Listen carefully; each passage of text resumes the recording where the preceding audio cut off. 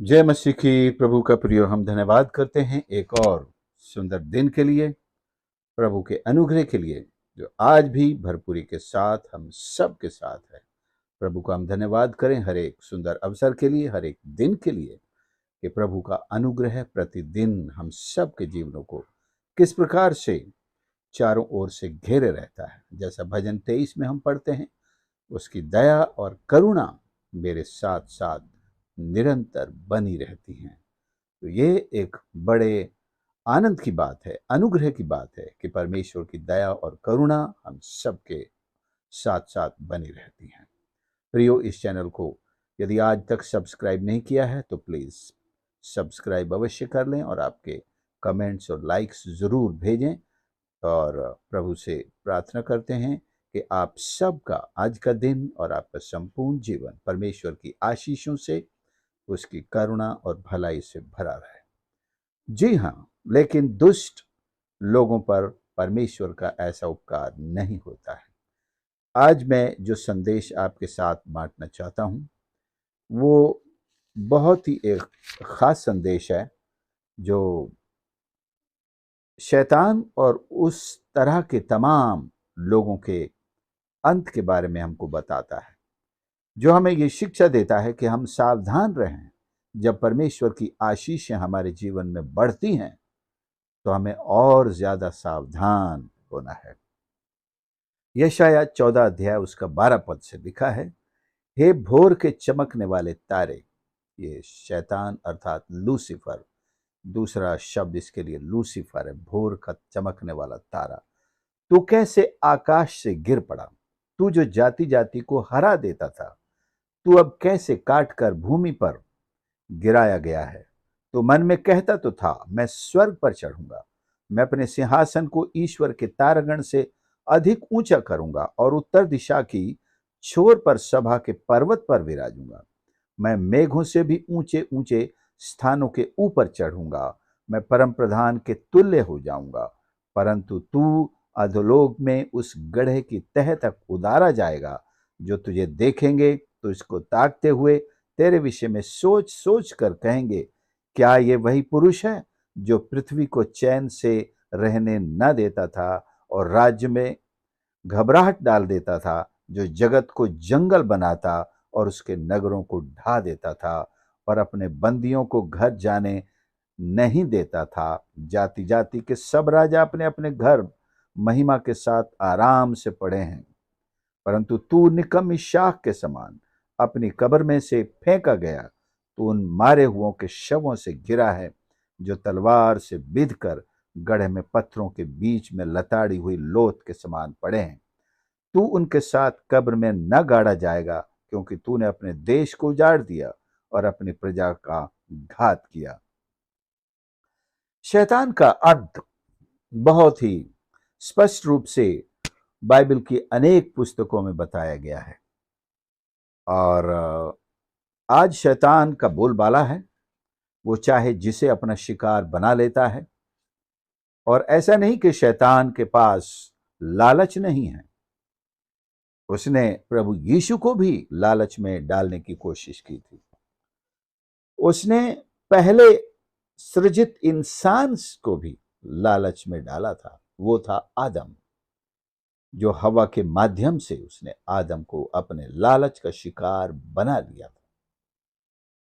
और तब से उसकी पूरी संतान को लालच का शिकार बनाते हुए अपना शिकार बनाता आया और उनको मौत की नींद सुलाता आया है। और जैसे लिखा है, पूरे दुनिया को इसने जंगल बना रखा है। हमारे हिंदुस्तान की राजनीति में एक शब्द चलता है, जंगल राज। ये जंगल राज कहां से आया? कोई भी पार्टी, कोई भी सरकार अपने स्टेट को, अपने देश को जंगल राज नहीं बनाना चाहती, लेकिन शैतान का ये एजेंडा है और वो इंसानों के ही माध्यम से अपने एजेंडे को पूरा करता है कि जहां जहां इंसान पाए जाते हैं वहां उनके स्वभाव को अपने कब्जे में लेकर एक जंगल राज की तरह राज करे और चलाए। जहां अन्याय हो, जहां अत्याचार हो, जैसा हमने यहां पढ़ा है ईश्वर का कोई नाम लेने वाला ना हो, ईश्वर के नाम से लोग बुराई करें, ईश्वर के भक्त तो बने लेकिन सबसे ज्यादा बुराइयां वही लोग करें। ये शैतान का एक तरह का उनको ऐसा बड़ा शय है, शरण है या वरदान है, और वो उनके साथ खड़ा होकर उनको डिफेंड भी करता है। तुमने कुछ नहीं किया, तुम तो ईश्वर हो, तुम तो भगवान हो, तुम तो जो चाहे जो कर सकते हो, तुम्हारा कोई भी कर्म पाप नहीं गिना जाएगा, कर्म ही कर्म है, सुकर्म है। तुमने तो अगर अत्याचार भी किया, अगर पाप भी किया, अगर दुष्कर्म भी किया, अगर व्यभिचार भी किया, वो तो देवताओं की श्रेणी में है, वो तो ईश्वर के कर्म है, वो तो लिए लोग डिजर्व करते हैं, उनके साथ ऐसा ही होना चाहिए। तुम्हारे ऊपर किसी तरह का कोई दोष नहीं, ऐसा उनको सही ठहराने का, जस्टिफाई करने का एक मंत्र और उनके कान में फूंकता है। लेकिन ये तस्वीर तो शैतान के पूरे कामों की है, लेकिन वो अधोलोक में अपने इन्हीं कामों के कारण उतारा गया है। मैं इसी चीज को यहेजकेल और उसके 28 अध्याय से भी आपको बताता हूं। हे मनुष्य के संतान, 12 पद से, सोर के राजा के विषय में विलाप का गीत बनाकर उससे कहे, परमेश्वर यूं कहता है, तू तो उत्तम से भी उत्तम है, तू बुद्धि से भरपूर सर्वांग सुंदर है, तू परमेश्वर की अदन नामक बारी में था। तेरे पास आभूषण, माणिक, पद्मराग, हीरा, फिरोजा, सुलेमानी मणि, यशब, नीलमणि, मरकंद और लाल सब भांति के मणि और सोने के पहरावे थे। तेरे डफ और बांसुलियां तुझी में बनाई गई थी। जिस दिन तू सिरजा गया था उस दिन वे भी तैयार की गई थी। तू छाने वाला अभिषिक्त का रूप था। मैंने तुझे ऐसा ठहराया कि तू परमेश्वर के पवित्र पर्वत पर रहता था। तू आग सरीखे चमकने वाले मणियों के बीच चला फिरता करता था। ये है उसका जलवा। लेकिन एक दिन क्या हुआ, उसमें कुटिलता आ गई। लिखा है, जिस दिन तू सिरजा गया, जिस दिन तुझमें कुटिलता, जिस दिन तक कुटिलता ना पाई गई, उस समय तक तू अपनी सारी चाल चलन में निर्दोष था। लेकिन ये कुटिलता आई कैसे? उसके जो 5 आई विल हैं, जो यशाया 14 में हमने पढ़ा है। क्या कहा था उसने? मैं स्वर्ग पर चढ़ूंगा, अपने सिंहासन को ईश्वर के तारागण से ऊंचा करूंगा। 2, 3, उत्तर दिशा की छोर पर सभा के पर्वत पर विराजूंगा। 4, मैं मेघों से भी ऊंचे स्थानों के ऊपर चढ़ूंगा। और 5, मैं परम प्रधान के तुल्य हो जाऊंगा। परंतु तू अधोलोक में उस गड्ढे की तह तक उतारा गया, और देखने वाले तुझे ताकते हुए तेरे विषय में कहेंगे, क्या ये वही पुरुष है जो पृथ्वी को चैन से न रहने देता था? लेकिन ये भी अधोलोक में उतारा गया। क्या कारण है? 5 उसके पाप ये हैं। और दूसरा, जिस दिन तुझ में कुटिलता न पाई गई थी, जब तक। और कुटिलता क्यों आई, उसका कारण यहां लिखा है। लेन देन, 16 पद, यहेजकेल 28 का 16, परंतु लेन देन की बहुतायत के कारण तू उपद्रव से भरकर पापी हो गया। इसी से मैंने तुझे अपवित्र जानकर परमेश्वर के पर्वत पर से उतारा। लेन देन की बहुतायत से। अगर हमारा धन बढ़ता है, बिजनेस में आशीष मिलती है, तो अच्छी बात है। लेकिन जब ये आशीष, जब ये लेन देन, जब ये बढ़ती इंक्रीमेंट, प्रोस्पेरिटी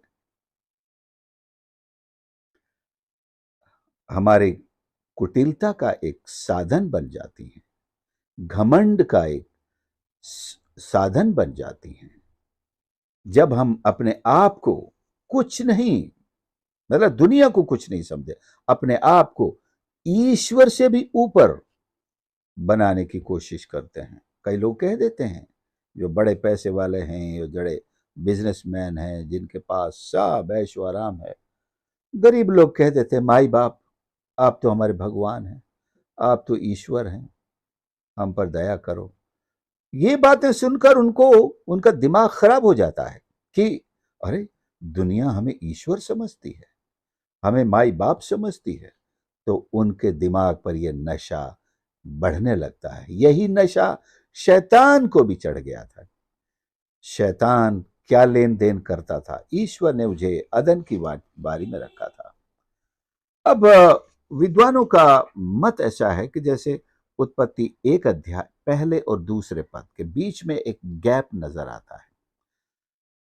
लिखा है कि आदि में परमेश्वर ने स्वर्ग और पृथ्वी की रचना की, और दूसरा ही पद कहता है कि पृथ्वी बेडोल और सुनसान पड़ी थी।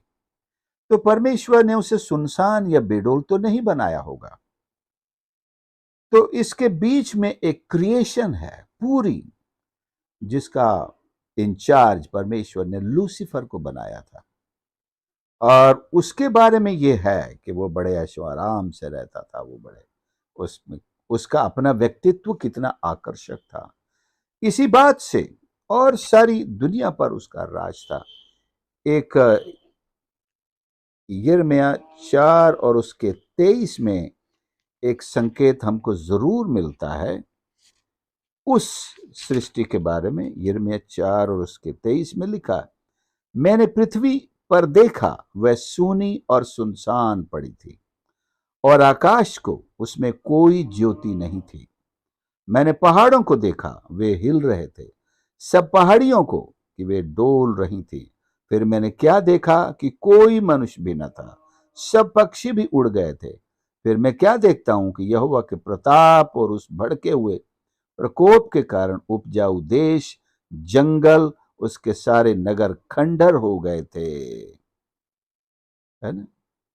ये उस गैप के बीच सृष्टि की तरफ एक इशारा है, एक संकेत है कि वो सृष्टि लूसीफर के पाप के कारण श्रापित हुई और परमेश्वर ने उसे नष्ट किया, और सारे प्राणी विलुप्त हो गए, विलुप्त हो गए। लेकिन आज खुदाइयों से, आर्कियोलॉजिकल, बिब्लिकल जो आर्कियोलॉजी है, उसमें बहुत सारे ऐसे प्रमाण निकलते हैं, और बहुत सारी ऐसी चीजें जो लाखों साल या हजारों साल पुरानी किसी सभ्यता के बारे में निशान बताती है। तो उस सभ्यता की तरफ इशारा जाता है। कोई इतिहास तो लिखा हुआ नहीं है, कहीं नहीं है, कोई सेक्युलर हिस्ट्री नहीं है, परंतु यहां वहां बाइबल में ही कुछ संकेत हमको मिलते हैं कि एक सृष्टि अवश्य रही होगी, और उसका कर्ता धर्ता शैतान ही था। लेकिन आदम को दूसरी सृष्टि का कर्ता धर्ता बनाया गया था, परंतु बहुत जल्द उसने भी पाप करके अपने अधिकार को खो दिया। तभी तो शैतान के हाथ में भी अधिकार आया। आज वो हाकिम कहलाता है, प्रधान कहलाता है वो भी, और जिसे चाहे वो इस्तेमाल करता है। बुराइयों के जीवन में कैसा इस्तेमाल करता है, वो तो स्वयं में बुराई का ईश्वर है, बुराई का राजा है, बुराइयों के ही प्रति लोगों को खींचता करता है, और बुराइयों में वो दिखाता है, सिखाता है कि इसी में जीवन का आनंद है। बुराई ही जीवन की फिलॉसफी है, बुराई ही धर्म विज्ञान है। बल्कि वो ये कहता है, बुराई करो, आनंद करो, इसके बाद कुछ नहीं है। लेकिन वो भी जानता है कि एक उसका समय है और उसे ईश्वर नष्ट करेगा, लेकिन इस बात को वो छिपा कर रखता है। बुराई जिनको शिकार बनाता है उनको नहीं बताता है। लेकिन यहां लिखा है, जब अधोलोक में उसको भी उतारा जाएगा, 1000 साल के राज्य के बाद, जब वो आखिरी युद्ध होगा, शैतान को आग की उस झील में डाल दिया जाएगा, तब वहां जो उसके शिकार होकर पहले गए हैं, जिन्होंने शैतान से शक्ति हासिल की थी, जैसे एंटी क्राइस्ट भी उन्हीं में से एक है। शैतान ने, लूसीफर ने उसको सारी शक्ति दी थी दुनिया भर की जितनी बुराई करना है। और जैसा जिसको जैसा करना उसने किया। सब आश्चर्य में पड़ गए, उसको तो बहुत बड़ी ताकत समझते थे, दुनिया में सर्वशक्तिमान समझते थे। तो दुनिया को जो हिला देता था, जो चाहता था वो करता था, जिसको चाहता था वो गद्दी पर बैठाता था, किसी की गद्दी गिरा देता था, जंगल राज स्थापित कर रखा था, इतना ताकतवर दिखाता था अपने आप को। आज तू भी अधोलोक में उतारा गया है, आश्चर्य होगा। हम तो आज ही ये बात कह रहे हैं दुनिया के हर इंसान से, शैतान के पीछे मत चलो, शैतान की युक्तियों का शिकार मत बनो, मूर्ख मत बनो, क्योंकि वो भी परमेश्वर के हाथ के नीचे है। आज वो अपनी बुराइयों के कारण मनमानी कर रहा है, उसके पास ताकत है, हर तरह की बुराई करवाता है, भलाई के कोई काम नहीं हो, लेकिन वो बुराइयों को ही भलाई के रूप में पेश करता है, इसलिए लोग शिकार हो जाते हैं। क्योंकि वो पाप भी करवाता है तो ये कहकर कि तुम जो कर रहे हो अच्छा कर रहे हो, भलाई एक पुण्य कर रहे हो, इसलिए लोग उसका शिकार हो जाते हैं। लेकिन मैं कहना चाहता हूं कि परमेश्वर का वचन स्पष्ट रूप से उसके भविष्य को भी बताता है कि वो भी उस आग की झील में उतारा जाएगा, और उससे तो सारी दुनिया का हिसाब लेना है, पीढ़ियों का हिसाब लेना है, हजारों वर्षों का हिसाब लेना है। अगर वो फर्स्ट क्रिएशन की बात सही है तो उसका भी हिसाब लेगा परमेश्वर। सो प्रियो, लेन देन, एक बिजनेस, ईश्वर की आशीषें अच्छी बातें हैं, और हम जितना आशीषों में बढ़ते हैं हमें नम्रता में बढ़ना होगा। We must grow in humility the more we grow in the blessings of Jesus. लेकिन देखा जाता है जिसको भौतिक आशीषें बहुत ज्यादा मिल जाती हैं या आत्मिक रूप से उसको बहुत सामर्थ्य मिल जाती है, दान और वरदान मिल जाते हैं, एक घमंड का नशा उनके सर पर चढ़ जाता है। शैतान भी तो आत्मिक था, पूरी तरह से एक आत्मिक इंसान था, उसके पास भौतिक लेन देन ही नहीं आत्मिक शक्तियां भी थी, और आज भी उनको सबको अंधकार की शक्तियां बना डाला उसने। पहले वो ईश्वर की भक्ति करता था, ईश्वर की स्तुति करता था, ईश्वर के क्वायर का लीडर हुआ करता था, लेकिन जब उसने देखा,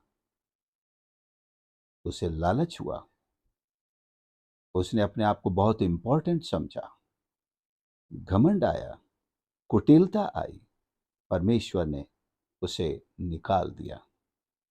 अब वो इस आसमान में राज करता है और पृथ्वी पर हर मनुष्य को अपना शिकार बनाने का प्रयास करता है। आदम से जो आरंभ किया, हव्वा से जो आरंभ किया, उसने यीशु को भी नहीं छोड़ा, उस पर भी प्रयास किया, लेकिन वहां पर वो मात खा गया। लेकिन बहुत सारे यीशु के चेलों को उसने शिकार बनाया है, आज भी बना रहा है। बहुत सारे शिष्य, बहुत सारी कलीसियाएं तक शैतान की शिकार बन चुकी हैं, बन रही हैं। इसे हमें समझना होगा, रोकना होगा। हमें अधोलोक की तह में नहीं उतरना है, जहां पर अग्नि की कोई समाप्ति नहीं है, जहां पर अंधकार ही अंधकार है, जहां पर कीड़े इंसान का बिछौना होंगे, जहां पर रोना, दांत पीसना और चीत्कार और हाहाकार और तौबा तौबा तौबा यही सुनाई देता रहेगा। हम उस जगह नहीं जाना चाहते, क्योंकि परमेश्वर ने अपने पुत्रों के लिए एक बहुत सुंदर स्वर्ग बनाया है। यदि आप में से कोई ऐसा एक जन हो जो आज भी अपनी आशीषों की बहुतायत के कारण, धन की बहुतायत के कारण, अपनी ताकत के बहुतायत के कारण, चाहे वो पॉलिटिकल हो या स्पिरिचुअल पावर्स हो या धन की ताकत हो, किसी भी तरह की ताकत का नशा आपको शैतान का गुलाम न बनाने पाए। हम नम्र हों, परमेश्वर के सामने तौबा करें और अपने जीवन को पूरी पवित्रता के साथ परमेश्वर की अधीनता में नम्रता के साथ बिताएं, ताकि हम अपने अनंत जीवन को उस आलीशान जगह पर बिताएं जो परमेश्वर ने स्वर्ग में हम सब के लिए बनाई है। Why should we be deprived of our heavenly blessings which God has prepared for all those who follow him, who accept him, who love him? So let's look to the Lord for his blessings and follow him. Let's ask more of his blessings, but the blessings should not become our arrogance, and they should not lead us to any kind of iniquity. आशीषें हमें न तो घमंडी बनाए, न किसी तरह के कुटिलता में लेकर जाएं, बल्कि हमारी आशीषें हमें परमेश्वर के प्रति और आभारी बनाएं, धन्यवादी बनाएं, नम्र बनाएं और परमेश्वर के और करीब लेकर जाएं, उसका धन्यवाद करें। प्रभु का धन्यवाद करता हूं आज के इस वचन के लिए। आशा है हम सावधानी के रूप में, एक चेतावनी के रूप में इस संदेश को लेकर अपने जीवन को प्रभु के सामने पूरी नम्रता, पवित्रता और उसके भय और उसकी भक्ति में, विश्वास में जीना सीखें। आशीषों के लिए धन्यवाद करें, बिजनेसेस के लिए धन्यवाद करें, नौकरियों के लिए धन्यवाद करें, लेकिन ये हमारे घमंड का कारण ना बने। प्रभु हमारी सहायता करें। प्यारे प्रभु हमारे परमेश्वर, हम धन्यवाद करते हैं आपके पवित्र वचन के लिए। वचन में अनेक ऐसे उदाहरण आपने हमें दिखाए हैं और सबसे बड़ा शैतान का उदाहरण दिखाया है कि जिसने परमेश्वर दुनिया में सबसे बड़ी शक्तियां आपसे आशीषों, लेन देन और बहुतायत प्राप्त करने के बाद कैसी कुटिलता के साथ न सिर्फ अपना जीवन बिताया, लेकिन दुनिया के लोगों को भी शिकार बनाया और उन्हें नरक में जाने पर आमादा किया प्रभु जी।